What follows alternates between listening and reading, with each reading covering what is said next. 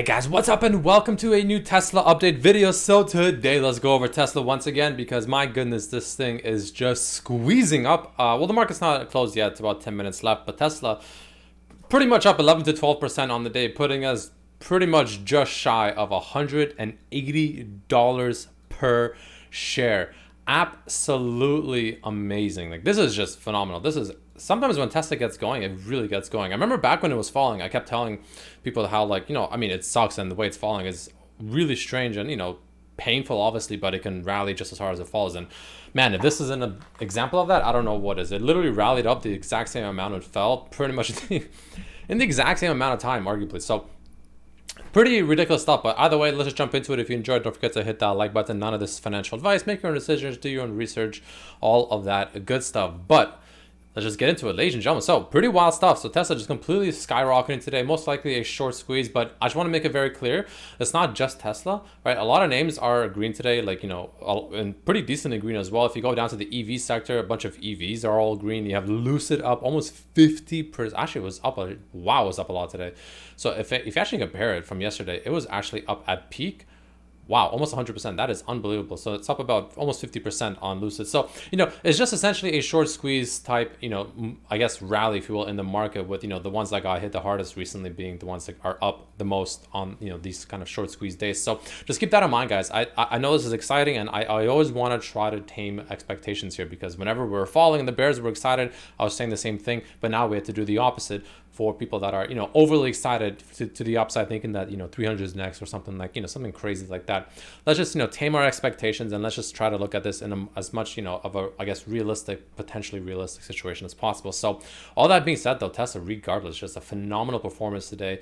Kind of falling down a little bit to close off the day, but regardless, even if it closes around here, just a sublime performance. Now, I want to make it clear also the Bollinger Band, you can see we are substantially, like, severely above the green line, which usually means that it is essentially in oversold territory, right? And it is, it's pushing the upper limit, let's just say that, right? You can see the RSI is also starting to go into the oversold territory, which, in the past when it's done that. So, okay, the interesting thing is, it's really good to look at the past to determine, how maybe in this scenario it'll perform. So back in the past, let's say over here, when Tesla went into oversold territory, let's take a very quick look at it, right? So it came into started being in oversold territory on this candle right here, but it doesn't mean it stopped, right? It doesn't mean it has to completely crash from here or anything like that. It still kind of went up a little bit more, and then it kind of, had a pretty okay downturn, and then it kind of went sideways, then it had a bigger one, then it went even higher, made a bearish divergence, etc., right? Similar concept over here, right? When we look back, you can see how Tesla entered I meant overbought territory over here. And then again, same thing. It didn't have to just completely crash right away. It did consolidate a bit, but ultimately it actually did go a little bit higher still before ultimately finally coming back down. So I do believe that, something similar might actually play out here. I wouldn't be surprised if, especially with FOMC next week, that we do consolidate a little bit, maybe come back down to like, 170 or something like that. But ultimately, if we can break above $180, especially, that's the most important one for me as of right now. So this whole area to me is essentially supply or resistance. However, if we can break above about $180, which is where over here you can see we've had several on the weekly bounces, right, where it held support. It was a crucial support area to hold, by the way, right, until we finally broke it on this candle right here and closed below it, and that's when all hell broke loose essentially. However, this 180 is exceptionally important, which is why I personally have my sold calls. It's extremely important. So if Tesla, for the bulls, if Tesla can start closing above $180, let's say next week, for instance, or something like that, or dailies, or especially weekly, then we talk about the further upside. And if that were to happen, the further upside unquestionably would be $200. Plain and simple, I believe $200 would be unequivocally next, right? The main reason is because first of all, it's just like that kind of psychological support or resistance. We also had a bunch of resistance here. We had a bunch of support here, right? So it would be essentially the next area to go for, and I don't think it'll go that much higher than that if it actually happens to even get there to begin with. Now, for the bears, you really want to see 180 pretty much just get flat out rejected, and then you really want to start seeing like 167 to 170 really start to lose pressure, and you really want to start seeing it come back down under this line as well, right? Again, I don't think it will just yet. I do believe that there's a decent chance Tesla will do something like this now because of how it's been running. Where is the marker? I think it's here somewhere, right? Yeah, I wouldn't be surprised if it goes something like this. up to like maybe 190 to all the way up to S200. This wouldn't completely shock me. Something along the lines of this for the RSI, because every single time when it's overbought territory, it didn't get rejected instantly. It would actually push up arguably even a little bit higher before finally getting the ultimate rejection. So again, 180 is definitely a pretty damn good spot for it to find some serious resistance and potentially actually have the rejection happen. But again, if 180 is broken and held, especially more importantly, then definitely unlocks about 190 and most likely 200 for most likely the actual true rejection, to where we finally get an actual downturn. Now, all that being said though, on top of everything else, ladies and gentlemen, so another thing to keep in mind is the fact that I did talk about the other day, the cup and handle. But again, it really depends on where we actually get the true rejection. So for instance, if we get the rejection pretty much, let's say right around roughly here, right? You can argue that the cup and handle would be pretty much something like this. Then we make the handle and then we rally, right? That could be the play there. On top of that, if we, let's say, go all the way up to 200, which would make it a little bit less, interesting, but still definitely possible. The cup will be something like this, up to 200, and then the handle, and then we rally. Now the thing to keep in mind as well is the larger the actual cup itself, like this little situation here, most likely the longer the handle will be, which in turn will also mean that once it does get rejected, the rejection most likely will be more severe and substantial. That's just kind of how that works, because the larger the cup, the larger the handle, and the smaller the cup, the smaller the handle. That's just kind of how it works. So just keep that in mind, just kind of getting you ready for that. It doesn't mean it has to happen next week. It can. It doesn't mean it has to. But I definitely wouldn't be surprised if Tesla, somewhere between this 180-ish area, all the way up as high as 200, finds that ultimate rejection now.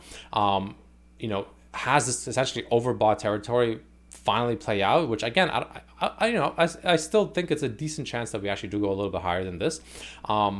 But then ultimately gets most likely a pretty severe rejection with most likely the market itself, because the market is also approaching that 410 resistance as well, which is pretty major, from here, here, right? You can also argue that the market is potentially setting up a double top, right? When we go up here, top number one, bottom, up here, top number two, and then we go back down, right? So you can definitely make an argument for that potentially as well on the market as well. So, just food for thought, I guess, just keep that in mind, just keeping people on their toes, of course. But ultimately, Tesla, yeah, fantastic rally, guys. I mean, pretty much from the lows, we have rallied from peak to trough, let's just say, from peak to trough, has rallied almost 80% in like a month. That is unbelievable, right?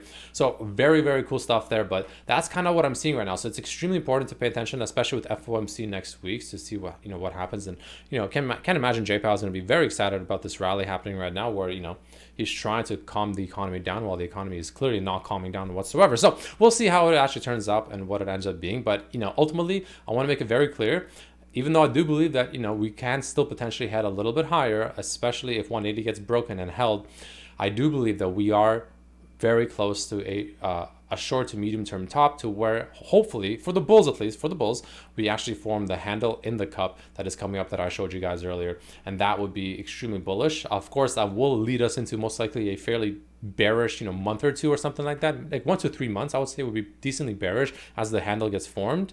Hopefully it doesn't go worse than that. It can. Hopefully it doesn't. And then from there, assuming it goes like that, and like I just said, then that would essentially mean that like the second half of the year should be pretty damn good, right? That's kind of how I currently am seeing it as of right now. So let's just say in theory 180 right now, which is essentially where we got rejected, which is pretty much an ideal spot to get rejected at, is the short-term top. The handle will most likely get formed maybe as low as 141. It could be even as low as 132, worst case scenario in my opinion right now. Potentially could be even as low as 120. So we'll see, but that's assuming it holds in that bullish structure. Of course, that can also fall apart. So we'll have to kind of go with it as it happens. But I also want to make it very clear, as of this very moment, assuming the candle closes like this, which it seems like it will, again, like I said here and like I said before, Tesla still doesn't have a very obvious bearish like setup, I guess, if you will, right? There's no like obvious bearish indicator, at least to me, just yet. That's just like, yeah, Tesla's, this is the top, it's time to completely crash. Like, nothing is telling me that right now, which is why I personally wouldn't be surprised if we do go a little bit higher. That's kind of what I'm seeing, guys. So let me know what you think down below. If you enjoyed the video, don't forget to hit that like button. Keep in mind, we are above the 50-day moving average. We are above the 5. We are above the 10. We're above all the major ones as well, right? We're above the 21 EMA. The only thing that we're not above right now is the 200 moving average, which is just so far up that I really just, I mean, maybe, honestly, at this rate, who knows with Tesla, but doubt it, right? Just keep in mind, I doubt it. Now, yeah, that's kind of what I'm seeing, guys. But I also want to make it very clear, one kind of final word of, I guess, caution.